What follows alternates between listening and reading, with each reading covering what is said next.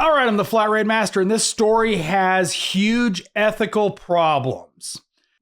So a management group got accused of plagiarism, like straight copy and paste.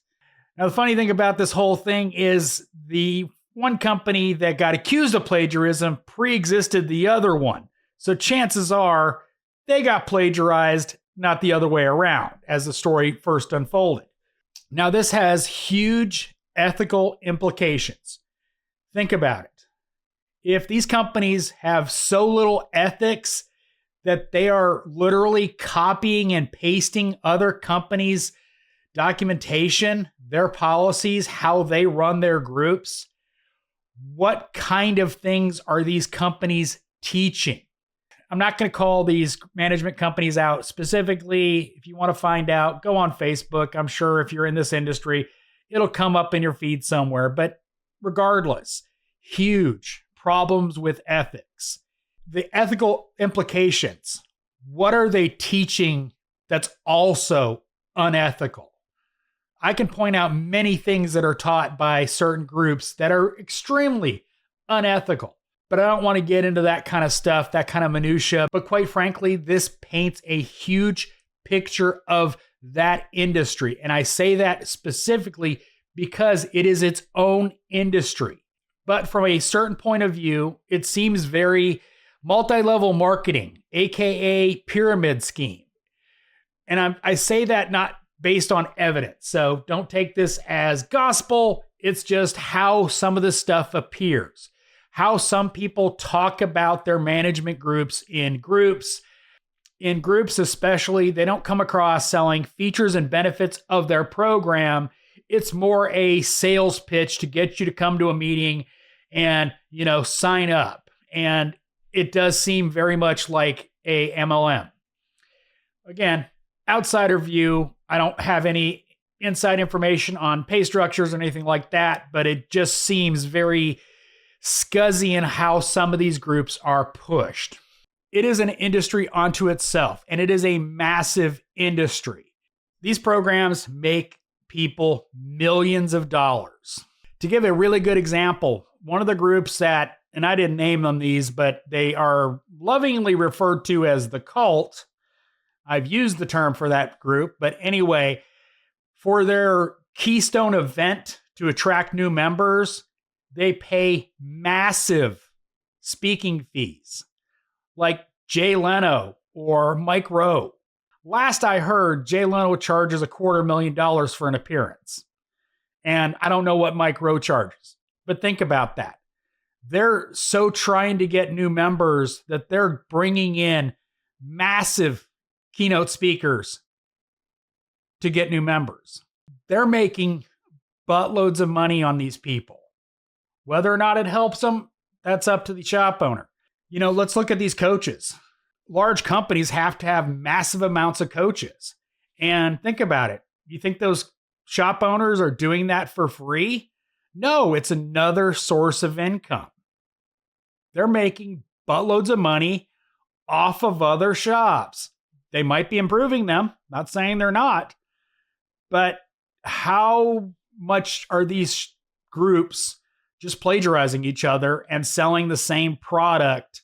Going back to how they're presented in groups, it's very much a not features and benefits of the group. It's more of, this is the best group out there. This is, you get commissions on bringing people in. Again, I don't know for sure, but it kind of seems like you bring people in, you get commissions, you become a coach, you get commissions, and it's like another revenue stream for shop owners in these groups. And again, this kind of stuff is all proprietary behind, you can't find out unless you actually are part of these groups.